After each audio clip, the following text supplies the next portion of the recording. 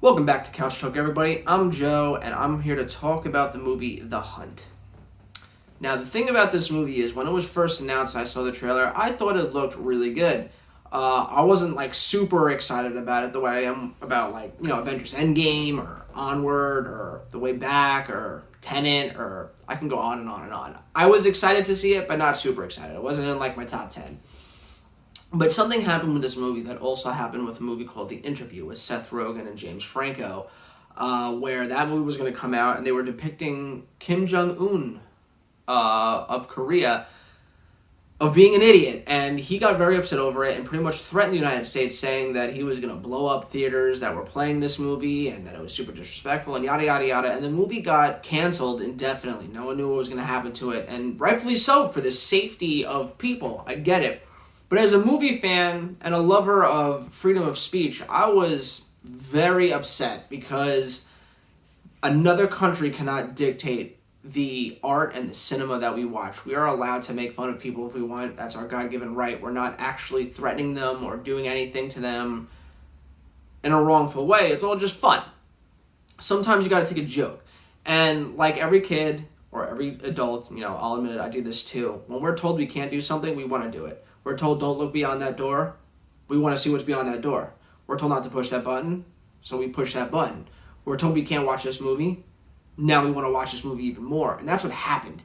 And then Netflix bought the rights to it, and they streamed it. And I remember the hype leading up to this movie. We're watching this movie for America, And, the hype leading up to it was so high. And when I finally pressed play on my friend's TV, because there was, 15 of us watching it in his basement, my brain was working at maximum overdrive, and I was just soaking in everything this movie was giving me, and I loved it. I loved it so much. And then I watched it again a couple years later, and I was like, wow, this movie's a lot worse than I remember it being. And I think it was that hype of being told I couldn't watch it, and just, I didn't give a shit. I was going to love this movie no matter what, just because of what it did, what it stood for.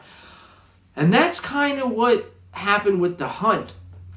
I thought this movie looked good, but once it got canceled because Trump thought that it was offensive, I was like, I have to see this movie now. I scoured the internet for days. I remember when Johnny Depp's movie, City of Lies, got canceled due to the controversy surrounding him being an asshole on set. There was a version that popped up on the internet that you could watch because they already aired it in Italy before that movie got canceled. So I was like, okay, so I could watch it in Italian. The movie sucked. But I was excited that I got to watch it, and it's out there. You could find it. It's a bootleg copy, and clearly someone used their phone to film it, but it's the only way you're ever going to see that movie. So if you're a huge Johnny Depp fan and you just feel the need to watch every single Johnny Depp movie ever made, go to Google and type it in, you'll find it. So that happened with this movie, The Hunt. It got canceled, and I was furious. And when I finally heard that the movie was coming back to theaters, I was, needless to say, pretty excited.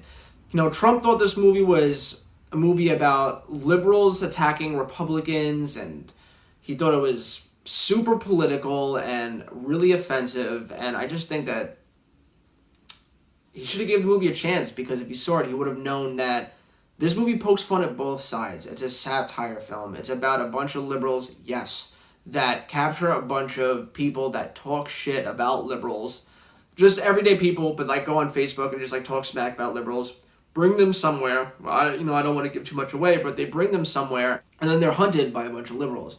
But again, explaining it, I could see why someone would get upset over the idea, especially if you are a liberal. But you have to understand, this is a satire movie written by Damon Lindelof, who directed the miniseries of Watchmen that was just on HBO, which I loved, and he directed and created, The Leftover series on HBO, which I also loved. And if you haven't seen it, you should, because it's in the top 10 best TV shows of all time. He is political, but he's not a pick a sides kind of political. He always plays both corners so that everyone has something for them, and he does that in this. He pokes fun at both sides. He pokes fun of why liberals could be stupid and annoying, and why Republicans could be stupid and annoying. And it's pretty even.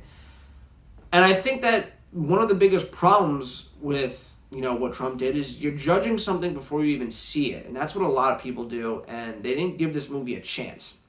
So again, going into this movie, I was really excited to see it, and this was actually the complete opposite of what happened with The Interview. I went into it thinking to myself, okay, this movie might suck, So I'm going to lower my expectations a little bit and try to enjoy it for what it is and not that it's like taking a stand against Trump.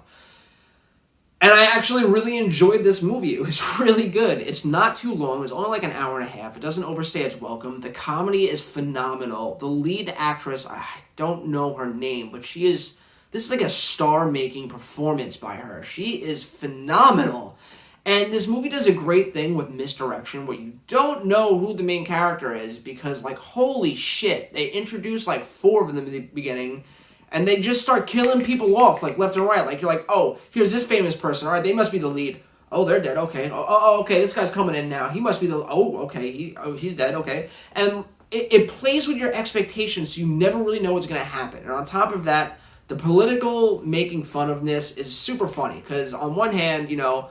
I'm not going to go into depth about what I believe in politically, but they make fun of things I believe in, and you got to accept that. Not everyone's going to agree. But then they also make fun of things that other people agree with that I don't, and then I can laugh at that. And it's a good way to just...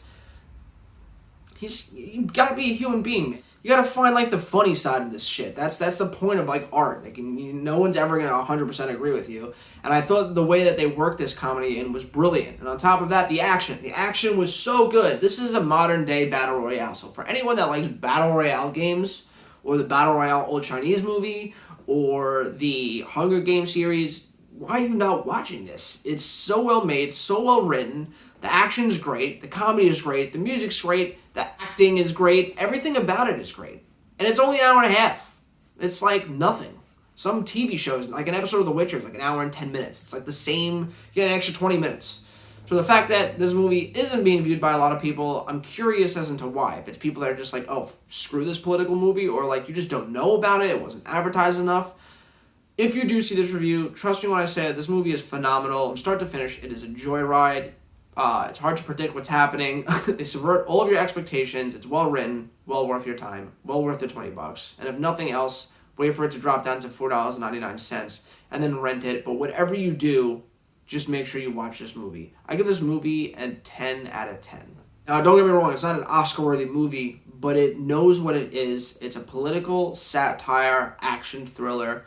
And in that category, it succeeds on all cylinders. If this movie was trying to take itself too seriously, probably give it a 5. I remember I gave this score to one of my friends. He's like, so you think it's as good as The Shawshank Redemption? And it's like, no, I don't think it's as good as The Shawshank Redemption, but I think this movie isn't trying to be The Shawshank Redemption. It's not trying to be serious like that. It's not trying to be a serious drama. It's trying to be a satire comedy thriller, and it is a perfect version of that, what it's going for. So in that scenario, it gets the perfect score. Anyway, let me know what you guys think in the comments down below. Have you seen this movie yet? What do you think about all the politics surrounding it? And if you have seen it, let's talk about it down below. Please, I need someone to talk to with because no one else has seen this movie. Anyway, as always, I'll catch you next time.